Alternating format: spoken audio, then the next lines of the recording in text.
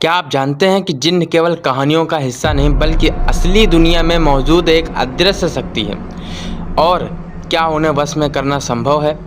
आज हम आपको बताएंगे एक ऐसी रहस्यमय विधि जिससे एक साधक जिन्न को अपने नियंत्रण में ला सकता है। पर ध्यान रहे दोस्तों, ये साधना हर किसी के बस की बात नहीं है। जिन्न इस्लामिक रहस्यवाद और सूफी परंपराओं में माने जाने वाले अदृश्य जीव हैं। ये अग्नि से बने होते हैं और इनकी दुनिया इंसानों से बिल्कुल भी अलग होती है, पर कई बार ये हमारी दुनिया में प्रवेश कर लेते हैं। कुछ जिन्न नेक होते हैं और कुछ बेहद खतरनाक। इनमें कुछ साधक ऐसे होते हैं जो जिन्न को वश में कर सकते हैं और उनसे अपने काम करवाते हैं, लेकिन इसके लिए चाहिए बेहद शक्तिशाली साधना और अटूट नियंत्रण और गुरु का आशीर्वाद। इस वीडियो का उद्देश्य केवल जानकारी देना है। जिन्न की साधना बहुत जोखिम भरी होती है। बिना गुरु के प्रयास करना आपके जीवन को संकट में डाल सकता है। अगर आप केवल मनोरंजन या जिज्ञासा के लिए जानना चाहते हैं तो आगे देखिए, पर अगर सच में साधना करना चाहते हैं तो गुरु के आगे से ही कदम बढ़ाइए। जिन्न को वश में करने के लिए एक बहुत ही पुरातन और सिद्ध साधना है।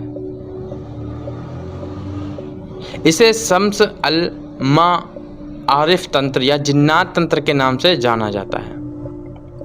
इस साधना के लिए आपको चाहिए एकांत स्थान, जैसे शमशान या सुनसान कमरा, शुक्रवार की रात, चंद्रमा, अमावस्या या पूर्णिमा हो, काले वस्त्र और लोबान का धुआं हो, सुरा जिन्न और विशेष अरबी वशीकरण मंत्र का जाप। मंत्र आपको डिस्क्रिप्शन में देखने को मिल जाएगा दोस्तों। इस मंत्र का उच्चारण आपको सिर्फ 786 बार किया जाता है। पूरे समय आपको धूप, लोबान और दीप जलाकर रखना होगा। साधना के दौरान आपको कुछ विचित्र चीजें महसूस हो सकती हैं, जैसे हवा का तेज चलना, ध्वनि सुनाई देना या परछाइयों का आभास।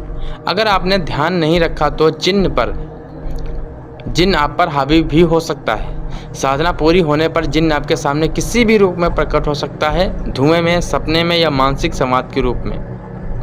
अगर आपकी साधना सफल हुई तो जिन्न आपकी बात मानेगा, लेकिन बदले में वो कुछ शर्तें भी रखेगा। जब कोई साधक जिन्न को वश में कर लेता तो उससे निम्न कार्य करवाए जा सकते हैं, जैसे गुप्त जानकारी प्राप्त करना, शत्रु पर मानसिक प्रभाव डालना, धन, वशीकरण या व्यापार में सहायता करना, रहस्यमय शक्तियों का जागृत करना। पर याद रखिए, जिन्न स्वभाव से स्वतंत्र होते हैं। अगर आपने उनकी शर्तों का उल्लंघन किया तो वो भारी नुकसान भी पहुंचा सकते हैं। अगर आप सच में इस साधना की ओर आकर्षित हैं तो इन बातों का जरूर ध्यान दें। मानसिक रूप से पूरी तरह स्थिर और निर्भर हों, सात्विक भोजन करें और संयम बरतें। किसी योग्य गुरु या अनुभवी साधक से मार्गदर्शन लें। लोभ या हानि पहुंचाने के इरादे से जिन्न का प्रयोग ना करें, क्योंकि शक्ति अगर सही दिशा में प्रयोग ना हो तो वो विनाश का कारण बनती है।